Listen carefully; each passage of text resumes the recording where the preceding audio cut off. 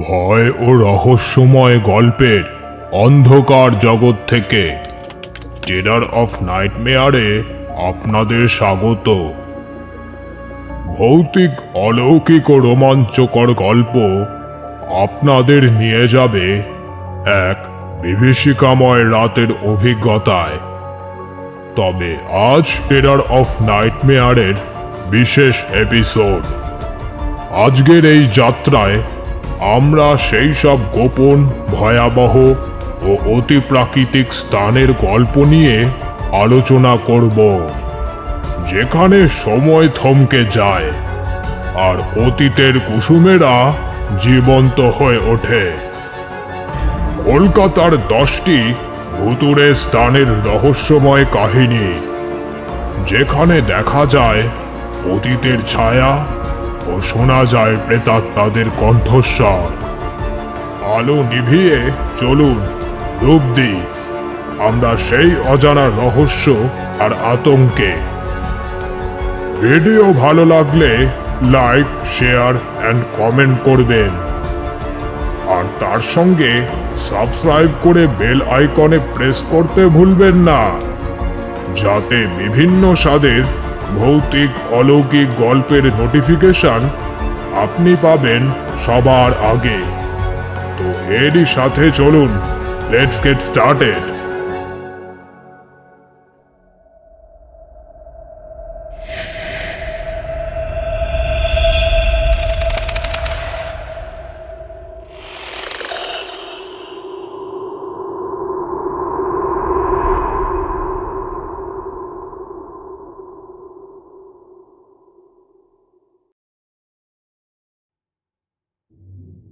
এক writers building.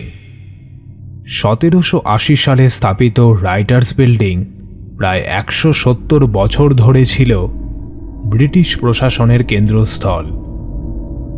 স্বাধীনতা পরবর্তীকালে পশ্চিমবঙ্গ সরকারের সদর দপ্তর হিসেবেও খ্যাত রাইটার্স বিল্ডিং। কিন্তু তাও বিকেল গড়িয়ে সন্ধে হলেই ফাঁকা হতে থাকে রাইটার্স। কর্মচারীরা চারদিকের আলো থাকতে থাকতে নিরাপদে বেরিয়ে পড়তেন। অনেকে এমনকি দিনের বেলাতেও এড়িয়ে চলেন রাইটার্স বিল্ডিংয়ের বেশ কিছু ব্লক। বছরের পর বছর বন্ধ হয়ে পড়ে থাকা কিছু ঘরে আজও ঢোকেন না, এমনটাই শোনা যায় বারবার। গল্পের শুরু 1930 সালে। বিপ্লবীত্রয়ী বিনয় বাদল এবং দীনেশের হাতে অত্যাচারিত ইন্সপেক্টর জেনারেল কর্নেল সিমসনের মৃত্যুর পর থেকেই রাত বাড়লে আজও নাকি সিমসনের অতৃপ্ত আত্মা ঘুরে বেড়ায় রাইটার্সের আনাচে কানাচে। কর্মচারীরা শুনতে পান পদধ্বনি, চিৎকার কিংবা গা ছমছমে অট্টহাসি।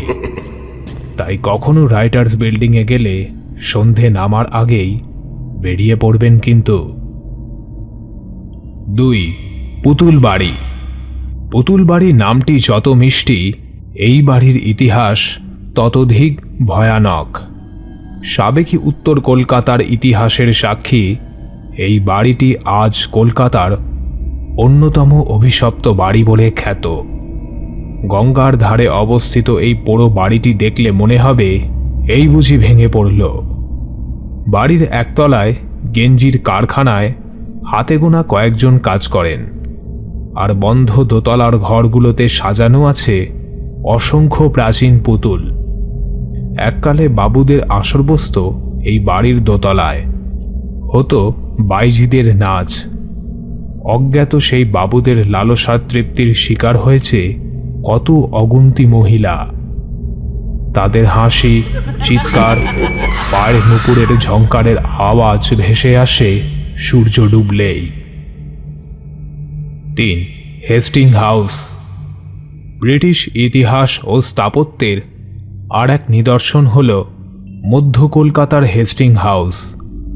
গভর্নর জেনারেল ওয়ারেন হেস্টিংসের নিজস্ব বসত বাড়ি।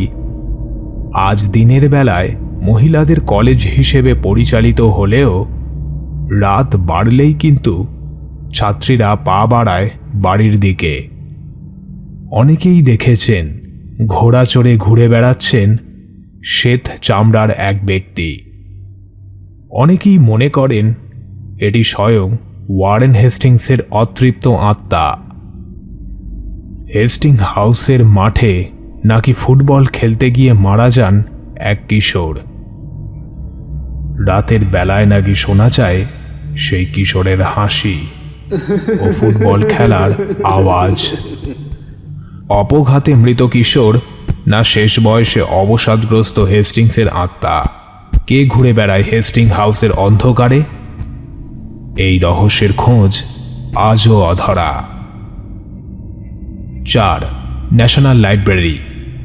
1836 সালে স্থাপিত আলিপুরের জাতীয় গ্রন্থাগার কলকাতা তথা ভারতের গর্ব। তবে বহু দশক ধরেই ন্যাশনাল লাইব্রেরির বদনাম ভুতুড়ে হওয়ার। নিঝুম নিস্তব্ধ পরিবেশে বহু পাঠকেরই মনে হয়েছে কোনো পরলৌকিক শক্তি ছড়িয়ে রয়েছে চারপাশে। অনেকেই মনে করেন এটি লেডি মেটকাফের আত্মা। আবার 2010 সাল নাগাদ খুঁজে পাওয়া যায় একটি বন্ধ ঘর, যেটিকে দেখে শুনে মনে হয়েছে ব্রিটিশ আমলে টর্চার চেম্বার। 2012 সালে রক্ষণাবেক্ষণ কার্যের সময় রহস্যজনকভাবে মারা যান 12 জন শ্রমিক। অশরীরী উপদ্রব তারপর থেকে আরও বেড়েছে। তাই আপনি যদি এই লাইব্রেরি থেকে বই ধার করেন তবে সময় মতন ফিরিয়ে দেবেন কিন্তু। 5. উইপ্রো অফিস। চেনা কেউ সেক্টর 5-এর উইপ্রো অফিসে কাজ করে?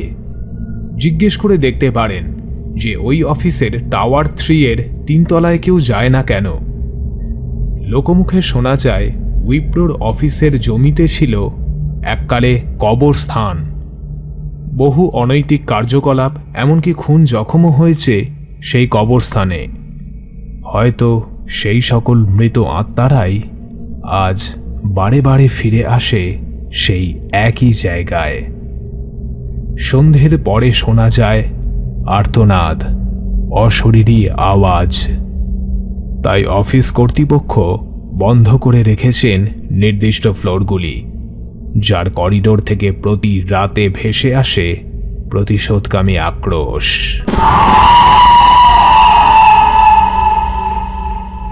6. Royal turf club. মানুষভূত কলকাতায় কম নেই ঠিক, কিন্তু পশুভূত? বিধাননগরের রয়্যাল টার্ফ ক্লাবে দেখা পাবেন সাদা ঘোড়ার ভূতের। 1930-এর দশকে টার্ফ ক্লাবের রেসিং ট্র্যাক মাতিয়ে রাখত পার্ল নামের এক ধবধবে সাদা ঘোড়া। কিন্তু বয়স বাড়ার সঙ্গে সঙ্গে কমে আসে তার ক্ষিপ্রতা ও গতি। পার্লের শেষ রেসে বাজিতে অনেক টাকা হারিয়ে উন্মত্ত হয়ে ওঠেন পার্লের মালিক জর্জ উইলিয়ামস। পরদিন সকালে আস্তাবলের পাশে পাওয়া যায় পার্লের গুলিবিদ্ধ মৃতদেহ। সেই পার্ল ছুটে চলেছে আজও। মৃত্যুকে অতিক্রম করে সে যেন জিতে নিতে চাইছে তার শেষ race.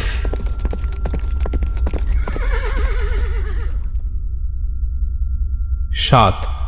Rabindra Sarobar metro station. খাস কলকাতার বুকে মেট্রো স্টেশনের মতো জনবহুল এলাকায় আর কিসের ভয়? কিন্তু রাত বাড়লেই রবীন্দ্র সরোবর স্টেশনে ঘনিয়ে আসে ভয়াল অশরীরীদের আনাগোনা। বহু আত্মহত্যার সাক্ষী থাকা এই স্টেশনে হয়তো রাত বাড়লেই ফিরে আসে তাদেরই প্রেত রূপ। শেষ ট্রেনের বহু যাত্রী দেখেছেন হঠাৎ করে ছায়ামূর্তিদের আগমন আর মিলিয়ে যাওয়া। এমনকি ট্রেন লাইনে ছায়ামূর্তিদের দেখে মাঝপথে ট্রেন থামিয়েছেন একাধিক ড্রাইভার। শেষ ট্রেনে বাড়ি নেওয়ার ঝুঁকি না নিলে এই মেট্রো স্টেশনটি এড়িয়েই চলতে পারেন। 8. Park street symmetry. South park street symmetry কলকাতার ইতিহাসের মূর্ত সাক্ষী। দেশি বিদেশি বহু মানুষের কবর আজ এই কবরস্থানে মাটি চাপা পড়ে সময় আর অবহেলার অগোচরে।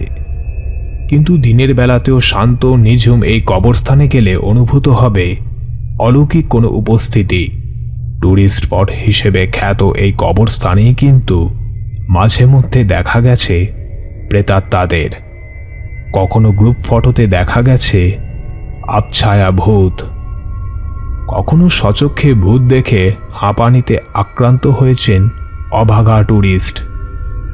তাই যেতে হলে দিনের বেলায় যান, থাকুন শ্রদ্ধাশীল, কিন্তু সূর্য ডোবার আগেই বেরিয়ে আসুন এই ভুতুড়ে জায়গাটি থেকে।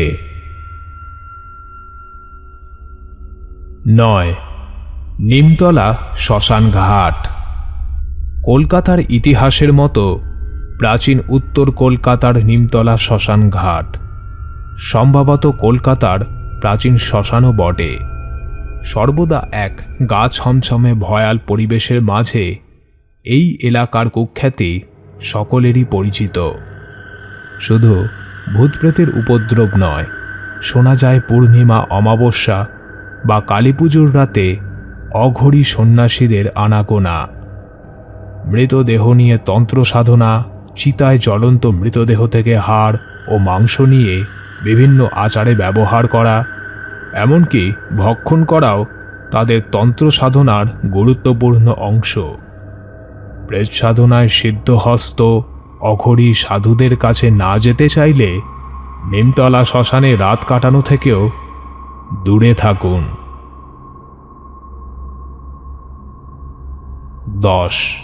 হাওড়া ব্রিজ। কলকাতার ভৌতিক গল্প শুনতে শুনতে ভয়ে ভাবছেন পালিয়ে গিয়ে রেহাই পাবেন? খবরদার, মাঝরাতে হাওড়া ব্রিজের দিকে কিন্তু ভুলেও যাবেন না। 1943 সালে জনগণের জন্য হাওড়া ব্রিজ খুলে দেওয়ার পর আজ অবধি বহু মানুষ এই সেতু থেকে গঙ্গার জলে ঝাঁপ দিয়ে আত্মহত্যা করেছেন। মল্লিক বাজার ঘাটের কুস্তিগিররা মনে করেন গভীর রাতে ফিরে আসে অবঘাতে মৃত সেই লোকগুলোর ভূত। জলের ওপরে দেখা যায় ডুবতে যাওয়া হাত সাহায্য চাইছে। সাহায্য করতে গিয়ে ডুবেও গেছেন বহু মানুষ। আবার সাদা শাড়ি পরিহিত এক মহিলাকেও দেখা গেছে এখানে। কাঁদতে কাঁদতে সেই শ্বেত বস্ত্রা নারী ডাকবে আপনার নাম। এগিয়ে গেলে মৃত্যু অবধারিত।